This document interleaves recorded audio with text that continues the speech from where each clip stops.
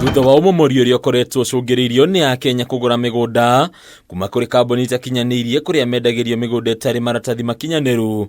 Riu AKENYA ni magwetetwo gwikirira uthurimi wa migunda na nyumba iria maragura kwitukira wabici cia migunda.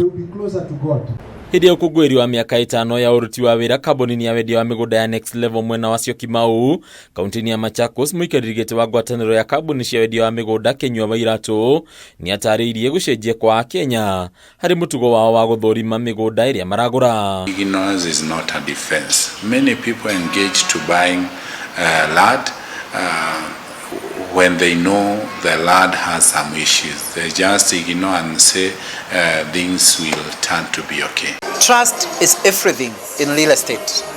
Real estate companies have to put themselves in a way that they are trustable or trustworthy to their buyers. UMOMORI wa manyumba ica ikuhi mwena wa Thiriva ni umwe wa maundu maria matumite AKENYA mekunye gutu Kenyua kiuga gwikirira uthurimi na ukinyaniru wa migunda ni undu ungiteithiriria AKENYA ingi gwithemana na hathara. And the first due diligence that you do is to know the history of the land. Know the land that you are buying, who was the owner, where did it came from.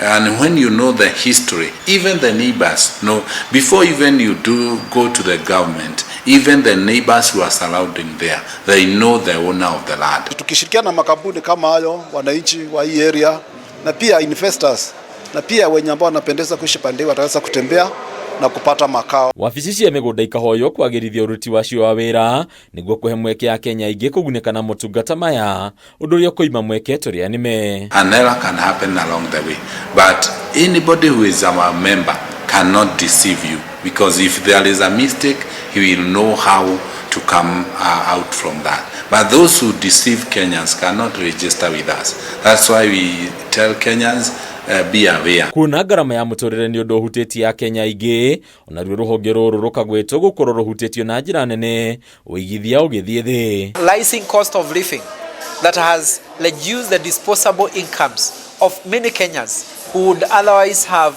bought a plot or bought a home. This is something that we would want the government to intervene in. Rely to Kenyans.